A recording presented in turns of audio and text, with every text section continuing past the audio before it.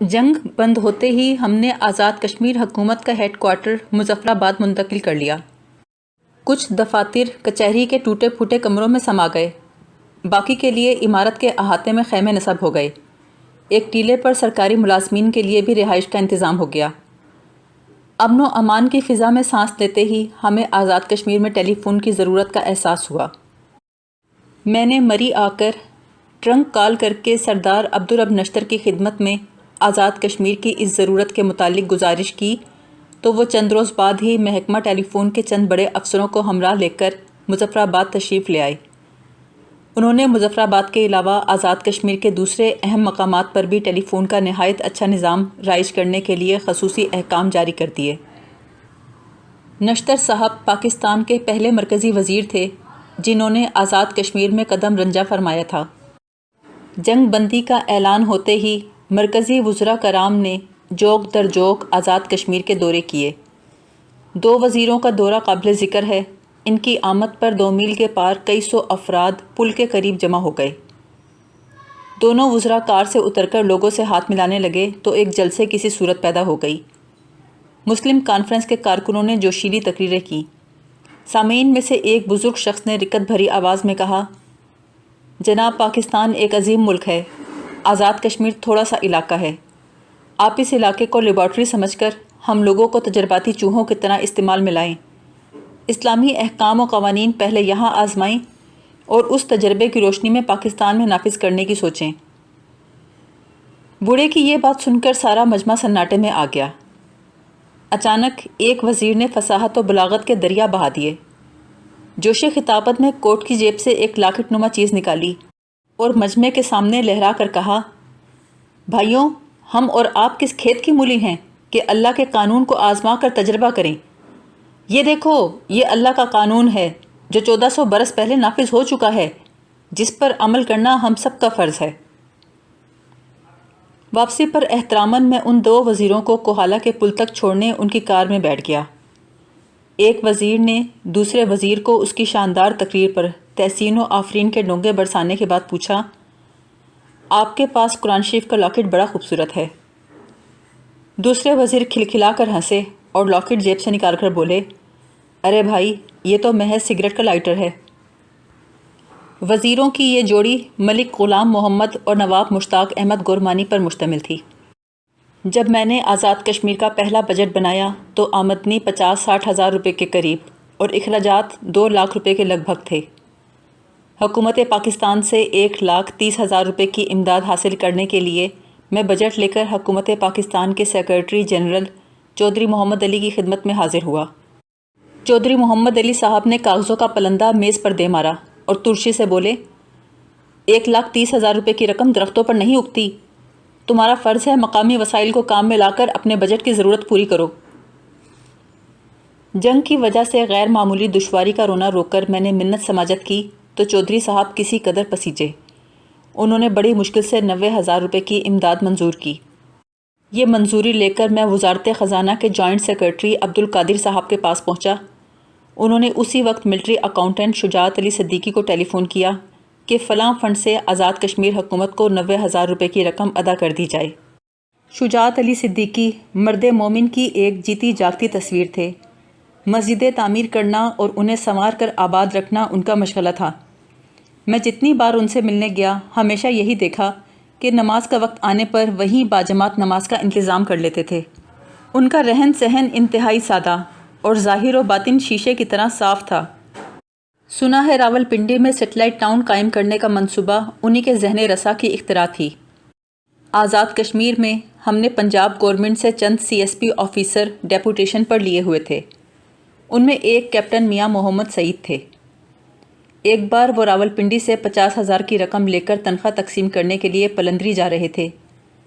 سڑک خراب تھی۔ موسلا دھار بارش کے باعث جیپ پھسل کر ایک کھڈ میں جا گری۔ میاں سعید کو شدید زخم آئے اور ہڈیاں ٹوٹ گئیں۔ اپنی تکلیف بھلا کر بھی انہوں نے 50,000 روپے کی رقم کا بیگ سنبھالے رکھا۔ حادثے کی خبر سن کر آس پاس سے دیہاتی جمع ہو گئے۔ جب انہیں معلوم ہوا کہ زخمی ہونے کے باوجود میاں صاحب سرکاری رقم کی حفاظت کے لیے لیٹ تک نہیں رہے تو سب نے درخواست کی وہ آرام سے لیٹ جائیں۔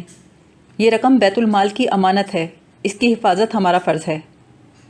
اس وقت تک میاں صاحب زخموں کی تاب نہ لا کر نڈھال ہو چکے تھے۔ جس مقام پر اب منگلا ڈیم واقع ہے وہاں پہلے میر پور کا پرانا شہر آباد تھا۔ جنگ کے دوران شہر کا بیشتر حصہ ملبے کا ڈھیر بن گیا تھا۔ ایک روز میں ایک مقامی آفیسر کو جیپ میں بٹھائے شہر کے گرد و نواح میں گھوم رہا تھا کہ راستے میں ایک مفلوک الحال بوڑھا اور اس کی بیوی ایک گدھے کو ہانکتے ہوئے سڑک پر آہستہ آہستہ چل رہے تھے۔ دونوں کے کپڑے میلے کچیلے اور پھٹے پرانے تھے، جوتے بھی ٹوٹے پھوٹے تھے۔ انہوں نے ہماری جیپ کو روک کر پوچھا، بیت المال کس طرف ہے؟ آزاد کشمیر میں سرکاری خزانے کو بیت المال کہا جاتا تھا۔ میں نے پوچھا، بیت المال میں تمہیں کیا کام ہے؟ بوڑھے نے جواب دیا، میں نے اپنی بیوی کے ساتھ مل کر میر پور شہر کے ملبے کو کریت کر سونے اور چاندی کے زیورات کی 2 بوریاں جمع کی ہیں۔ اب اس کھوتی پر لاد کر بیت المال میں جمع کرانے جا رہے ہیں۔ ہم نے ان کا گدھا ایک پولیس کانسٹیبل کی حفاظت میں چھوڑا، بوریوں کو جیپ میں رکھ کر دونوں کو ساتھ بٹھا لیا تاکہ انہیں بیت المال لے جائیں۔ آج وہ نحیف و نزار اور مفلوک الحال جوڑا یاد آتا ہے تو میرا سر شرم سے جھک جاتا ہے کہ جیپ کے اندر میں ان دونوں کے برابر کیوں بیٹھا؟ مجھے چاہیے تھا ان کے گرد آلود پاؤں اپنی آنکھوں اور سر پر رکھ کر بیٹھوں۔ ایسے پاکیزہ سیرت لوگ پھر کہاں ملے ہیں؟ جنگ بندی کے بعد بہت جلد آزاد کشمیر سے میرا جی بھر گیا۔ اس زمانے میں راولپنڈی میں وزارت امور کشمیر نئی قائم ہوئی تھی۔ نواب مشتاق احمد گورمانی اس کے وزیر تھے۔ چودھری محمد علی نے مجھے وزارت امور کشمیر میں ڈپٹی سیکرٹری متعین کر دیا۔ مشتاق احمد گورمانی صاحب کی ادائیں نرالی تھیں۔ وہ رات بھر جاگ کر دربار لگاتے تھے اور دن بھر سویا کرتے۔ اس لائحہ عمل کو نبھانا میرے بس کا روگ نہ تھا، اس لیے وہ مجھ سے ناخوش رہتے تھے۔ ایک بار سری پرتاپ کالج سری نگر کا BSc کا ایک طالب علم ہندوستان کے قبضے کی گھٹن سے تنگ آ کر پا پیادہ گرتا پڑتا سیز فائر لائن عبور کر کے پاکستان پہنچا۔ جب مجھے ملا تو اپنی دلی خواہش بیان کی کہ وہ آزاد پاکستان کے کسی وزیر سے ملنا چاہتا ہے۔ میں نے کوشش کر کے گورمانی صاحب کے ساتھ اس کی ملاقات کی منظوری حاصل کر لی۔ ملاقات کا وقت رات کے 1:30 بجے مقرر ہوا۔ آدھی رات گئے، شدید گرمی تھی۔ میں اس لڑکے کو لے کر گورمانی صاحب کی قیام گاہ پہنچا۔ ان کے کمرے میں کئی ٹن کا ایئر کنڈیشنر چل رہا تھا۔ وہ گلے میں ریشمی اسکارف باندھے جسم پر پشمینے کی چادر لپیٹے بیٹھے تھے۔ ان کے حقے کی خوشبودار تمباکو کی مہک سارے کمرے میں پھیلی تھی۔ کشمیری لڑکے کو دیکھتے ہی ان کا مزاج برہم ہو گیا۔ انہوں نے سوالوں کی بوچھاڑ کر دی۔ تم سری نگر چھوڑ کر کیوں آئے ہو؟ تمہیں کس نے بھیجا ہے؟ کس مقصد کے لیے بھیجا ہے؟ واپس کیسے جاؤ گے؟ اور یہاں سے کیا لے کر جاؤ گے؟ یہ غیر متوقع سوال سن کر لڑکا بوکھلا گیا۔ اس کی آنکھوں میں آنسو تیرنے لگے۔ اس نے صرف اتنا جواب دیا، وہ آزاد فضا میں سانس لینے آیا ہے، اب واپس جانے کا ارادہ نہیں۔ گورمانی صاحب کو تاؤ آ گیا۔ پاکستان میں مہاجرین کی پہلے ہی کمی نہیں، خدا کا خوف کرو، یہ نوزائیدہ مملکت اس سیلاب کو کیسے سنبھالے گی؟ اس کے بعد انہوں نے مہاجرین کی مشکلات پر سیر حاصل تبصرہ کیا اور لڑکے کو مخاطب کر کے کہا، Now that you have come, don't expect luxuries. All of us have to rough it out here. یعنی اب یہاں آ ہی گئے ہو تو کسی آسائشوں کی امید نہ رکھنا، ہمیں ان کے بغیر گزارا کرنا پڑے گا۔ لڑکے نے بھی ترکی بترکی جواب دیا، If this room is roughing it out here, I am all for it. جناب، اگر ایسے پرآسائش کمرے میں رہنے کو آپ گزارا کرنا کہتے ہیں تو میں یہاں رہ لیتا ہوں۔ میں لڑکے کا بازو کھینچ کر باہر لے آیا، ورنہ تیش میں گورمانی صاحب نہ جانے اس کا کیا حشر کرتے۔ چند ماہ بعد وزیر اعظم لیاقت علی خان کشمیر لبریشن کمیٹی کی صدارت کرنے راولپنڈی تشریف لائے۔ میٹنگ کے بعد انہوں نے مجھے روک لیا۔ اکیلے میں فرمایا، گورمانی صاحب تم سے اس قدر ناخوش کیوں ہیں؟ میں نے عرض کیا، سر وہ رات کو کام کرتے ہیں اور دن میں سوتے ہیں، میں اس پروگرام میں ان کا ساتھ دینے سے بار بار چک جاتا ہوں۔ دوسرے، وہ آزاد کشمیر کے لیڈروں کو آپس میں لڑواتے رہتے ہیں، اس کارروائی میں میری روک ٹوک انہیں پسند نہیں آتی۔ وزیر اعظم نے کچھ دیر سوچ کر انگریزی میں پوچھا، از گورمانی اسٹریٹ؟ کیا گورمانی سیدھا سادہ ہے؟ میں نے جواب دیا، نو سر، ہی از ناٹ اسٹریٹ۔ نہیں جناب، وہ سیدھے سادے تو نہیں ہیں۔ وزیر اعظم نے سنجیدگی سے کہا، I don't agree with you, he is as straight as a cock steve. میں تم سے اتفاق نہیں کرتا، وہ اتنا سیدھا ہے جیسے کوئی پیچ۔ اس گفتگو کے چند ہفتے بعد میرا تبادلہ کراچی ہو گیا، جہاں مجھے وزارت اطلاعات میں فارن پبلسٹی کا انچارج ڈپٹی سیکرٹری لگا دیا گیا۔ اس محکمے کے وزیر خواجہ شہاب الدین تھے، مسٹر جی احمد سیکرٹری تھے اور شیخ محمد اکرام صاحب جوائنٹ سیکرٹری تھے۔ مسٹر جی احمد کا تعلق پولیس سے تھا، انٹیلیجنس کے کام میں انہیں مہارت تھی۔ وہ اپنے زیر دستوں سے کھچے کھچے اور زبردستوں کے سامنے جھکے جھکے رہتے تھے، ہر شخص کو شک و شبے کی نگاہ سے دیکھتے تھے۔ سفید فام خصوصاً امریکنوں کی طرف ان کا دل فرش راہ رہتا تھا۔ ایک روز انہوں نے مجھے کمرے میں بلایا، ان کے پاس ایک ادھیڑ عمر موٹا سا امریکی بیٹھا تھا۔ مسٹر جی احمد نے کہا، یہ ہمارے معزز مہمان ہیں، انہیں اسٹاف کار میں ساتھ لے جا کر کراچی شہر کی سیر کرا لاؤ۔ کار میں بیٹھ کر میں نے ان کا اسم شریف دریافت کیا تو وہ بگڑ کے بولے، تمہیں میرے نام سے کیا واسطہ؟ میں نے وضاحت کی، اس سے گفتگو میں آسانی ہوگی۔ امریکن نے غصے سے کہا، گفتگو کون کرنا چاہتا ہے؟ کچھ خاموشی کے بعد میں نے دوسری غلطی کی، اس سے پوچھ بیٹھا، کیا آپ صحافی ہیں؟ اس نے چڑھ کر کہا، مائنڈ یور اون بزنس۔ اس کے بعد ہم دونوں لبستہ ہو کر بیٹھ گئے۔ پہلے ہماری کار امریکی سفارت خانے گئی، مجھے کار میں چھوڑ کر وہ اندر گیا اور کوئی گھنٹے بعد واپس آیا۔ اب اس کے ساتھ ایک اور امریکی تھا، وہ دونوں پچھلی سیٹ پر بیٹھ گئے، مجھے اگلی سیٹ پر ڈرائیور کے ساتھ بیٹھنے کا حکم دیا۔ دوسرا شخص کراچی شہر سے بخوبی واقف تھا، اس کی ہدایت پر ڈرائیور نے ہمیں کلفٹن، کماڑی، بندر روڈ اور ہاکس بے کی سیر کروائی۔ میری موجودگی کو نظر انداز کر کے دونوں آپس میں خوش گپیاں کرتے رہے۔ ان کی گفتگو سے ایک کام کی بات میرے پلے پڑی، وہ یہ کہ امریکہ پاکستان کو گندم کی امداد دے رہا ہے۔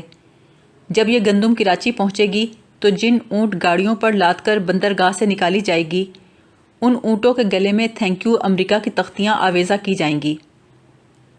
یہ احمقانہ تجویز سن کر مجھے غصہ بھی آیا، رنج بھی ہوا، شرم بھی آئی۔ اس وقت تو میں چپ رہا، اگلے روز سیدھا مسٹر جی احمد کے پاس جا کر ساری ردا سنائی۔ مسٹر جی احمد سنجیدہ ہو گئے اور گرج کر بولے، تمہیں اس میں کیا حرج نظر آتا ہے؟ میں نے چھوٹی سی جذباتی تقریر کی تو انہوں نے طنزاً کہا، گندم مانگ کر کھانے میں کوئی برائی نہیں، لیکن شکریہ ادا کرنے کا برا مناتے ہو؟ گرما گرمی کی لپیٹ میں آ کر میں نے کہہ دیا، نہیں سر، ہم تو برا نہیں مناتے، لیکن شاید اونٹ برا مان جائیں۔ اس بات نے میری ذات کو مسٹر جی احمد کے دماغ میں اس کابک میں بٹھا دیا جہاں پولیس والے ناپسندیدہ افراد کو رکھتے ہیں۔ اس زمانے کے ماحول کا رنگ کچھ ایسا ہی تھا، امریکنوں کی کسی حرکت پر معمولی سا اعتراض بھی غیر حب الوطنی کے کھاتے میں ڈال دیا جاتا تھا۔ ایک روز میری ڈیوٹی لگی کہ امریکی صحافیوں کے ایک گروپ کے ساتھ مغربی پاکستان کے دورے پر جاؤں۔ ہم لاہور، راولپنڈی، پشاور اور طورخم تک گئے۔ ہر جگہ مقامی حکام نے بڑی خاطر مدارات کی، صحافی بڑے خوش واپس آئے۔ کراچی پہنچ کر ان کے گروپ لیڈر نے مجھے $100 کا ایک نوٹ دیا کہ یہ میرا ٹپ ہے۔ میں نے شکریہ کے ساتھ واپس کر دیا اور کہا، ٹپ ہوٹل کے بیروں اور خدمتگاروں کا حق ہے، ایک سرکاری ملازم کو ٹپ دینا عزت کا باعث نہیں۔ گروپ لیڈر نے جھیپ کر نوٹ واپس رکھ لیا۔ چند روز بعد میں انہیں الوداع کہنے ایئرپورٹ گیا۔ ہم انتظار گاہ میں بیٹھے تھے، وہی گروپ لیڈر کہنے لگا، اب اس نے ٹپ، بخشش اور نذرانے کے فلسفے کو سمجھ لیا ہے۔ ٹپ خدمتگاروں کو دی جاتی ہے، بخشش بھیک منگوں کو اور نذرانہ سرکاری ملازمین کو۔ اس نے بتایا 2-3 حضرات مانگ کر نذرانہ لے چکے ہیں، بلکہ ایک صاحب نے تو اپنی ضروریات کا رونا روک کر ان سے $500 کے نذرانے کا تاوان لگایا۔ مول تول کے بعد $100 پر معاملہ طے ہو گیا۔ ایک روز مسٹر جی احمد نے صبح سویرے مجھے ٹیلی فون کیا کہ میں دفتر نہ آؤں بلکہ ہوٹل میٹروپول چلا جاؤں، وہاں حکومت کے معزز مہمان مسٹر ہیکٹر بولیتھو ٹھہرے ہوئے ہیں، میں ان کے آرام و آسائش کا خیال رکھوں۔ میں ہوٹل پہنچا تو کمرے میں بڑھاپے کی طرف مائل ایک صاحب جھنجھلائے بیٹھے تھے، ان کے پاس ایک خوش شکل نوجوان بیزار بیٹھا تھا۔ جب میں نے بتایا کہ میں ان کی خدمت کے لیے حاضر ہوا ہوں تو نوجوان نے کہا، ہمیں یہ جوتے پالش کروانے ہیں۔ بیرے کو بلانے کے لیے میں گھنٹی بجانے کو اٹھا تو نوجوان غصے سے آواز بلند کر کے بولا، گھنٹی تو ہم بھی بجا سکتے تھے، تمہارے آنے سے ہماری سہولت میں کیا اضافہ ہوا؟ میں نے فرما برداری سے جوتے اٹھائے اور باہر آ کر بیرے کو دے دیے۔ جوتے پالش کروا کر کمرے میں بیٹھنے لگا تو نوجوان نے جھڑک کر کہا، تمہارے یہاں بیٹھنے سے ہمارے کام میں حرج ہوتا ہے، کہیں اور جا کر بیٹھو۔ میں باہر آ گیا۔ برآمدے میں شیخ محمد اکرام صاحب اسی کمرے کی طرف آتے دکھائی دیے۔ انہوں نے بتایا کہ حکومت پاکستان کی دعوت پر مسٹر ہیکٹر انگلستان سے تشریف لائے ہیں اور قائد اعظم کی سوانح عمری لکھنے کا کام ان کے سپرد ہوا ہے، لیکن مس فاطمہ جناح نے ان سے ملنے اور انہیں قائد اعظم کے ذاتی کاغذات دکھانے سے انکار کر دیا ہے، اس لیے ان کا مزاج برہم ہے۔ میں نے مصنف کے طور پر مسٹر ہیکٹر کا نام نہیں سنا تھا۔ چند پڑھے لکھے لوگوں سے پوچھا، انہوں نے بھی لا علمی کا اظہار کیا۔ آخر انگریزی کتاب ہو از ہو کی ورق گردانی سے معلوم ہوا موصوف سرکاری درباری قسم کے ادیب ہیں۔ انہوں نے انگلستان کے شاہی خاندان کے افراد اور کئی امراء و رؤسا کی سوانح عمریاں تحریر کی ہیں۔ مس فاطمہ جناح کو غالباً یہ اعتراض تھا کہ قومی اہمیت کے اس کام کے لیے ایک غیر ملکی شخص کیوں چنا گیا۔ ان کی خواہش تھی قائد اعظم کی سوانح حیات کسی پاکستانی اہل قلم کے ہاتھوں مرتب ہو۔ ان کے ذاتی کاغذات میں ایک مسودہ ہے جس کا عنوان مائی بردر ہے۔ اسے انہوں نے مسٹر جی الانا کے تعاون سے تحریر کیا تھا۔ سیاسی احتیاطوں کی نظر ہو کر اس کا پورا متن اب تک شائع نہیں ہوا۔ مشاہیر کے اقوال و افعال سے اگر تنازع کی صورت نکلتی ہو تو ایک محدود مدت تک انہیں صیغہ راز میں رکھنا عین مصلحت ہے، لیکن 30-32 سال کی مدت بڑی طویل ہوتی ہے۔ اس عرصے میں متعلقہ مشاہیر تاریخ کی بھٹی سے گزر کر اپنے اپنے مقام پر مستحکم ہو چکے ہوتے ہیں۔ دنیا میں بہت سی جگہوں پر 30 برس کے بعد خفیہ دستاویزات تک کو عام کر دیا جاتا ہے۔ مادر ملت کے مسودہ میرے بھائی میں 2 مقام ایسے ہیں جن کی وجہ سے اس کی اشاعت میں پس و پیش ہوتا رہا ہے۔ پہلا واقعہ 1948 کا ہے۔ قائد اعظم علالت کی وجہ سے علاج اور آرام کے لیے زیارت میں تشریف رکھتے تھے۔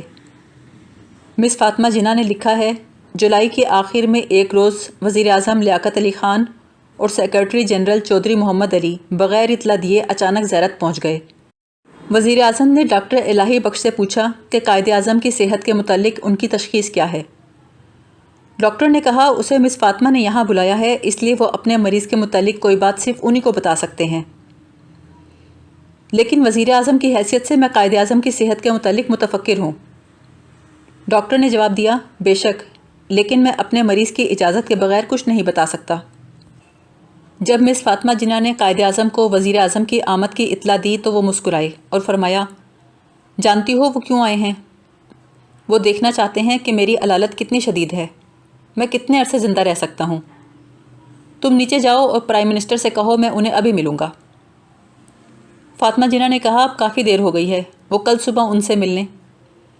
قائد اعظم نے فرمایا، نہیں، انہیں ابھی آنے دو اور بچشمے خود دیکھ لینے دو۔ وزیر اعظم نصف گھنٹے کے قریب قائد اعظم کے پاس رہے۔ اس کے بعد جب مس جناح اندر گئیں تو قائد اعظم بے حد تھکے ہوئے تھے۔ انہوں نے جوس مانگا، پھر چودھری محمد علی کو اپنے پاس بلایا۔ وہ 15 منٹ قائد اعظم کے ساتھ رہے۔ اس کے بعد مس جناح دوبارہ قائد اعظم کے کمرے میں گئیں اور پوچھا، کیا وہ جوس یا کافی پینا پسند فرمائیں گے؟ قائد اعظم نے کوئی جواب نہ دیا، وہ کسی سوچ میں گم تھے۔ ڈنر کا وقت تھا۔ قائد اعظم نے فرمایا، تم نیچے چلی جاؤ اور ان کے ساتھ کھانا کھاؤ۔ مس جناح نے اصرار کیا، میں آپ کے پاس ہی بیٹھوں گی اور یہیں کھانا کھا لوں گی۔ قائد اعظم نے فرمایا، نہیں، یہ مناسب نہیں، وہ یہاں ہمارے مہمان ہیں، جاؤ ان کے ساتھ کھانا کھاؤ۔ مس جناح لکھتی ہیں، کھانے کی میز پر انہوں نے وزیر اعظم کو خوشگوار موڈ میں پایا۔ وہ ہنسی خوشی پرمذاق باتیں کرتے رہے، جبکہ مس جناح کا دل اپنے بھائی کے لیے خوف سے کانپ رہا تھا، جو بستر علالت پر اکیلے پڑے تھے۔ کھانے کے دوران چودھری محمد علی چپ چاپ کسی سوچ میں گم رہے۔ کھانا ختم ہونے سے پہلے ہی فاطمہ جناح اوپر چلی گئیں۔ قائد اعظم انہیں دیکھ کر مسکرائے اور فرمایا، فتی، تمہیں ہمت سے کام لینا چاہیے،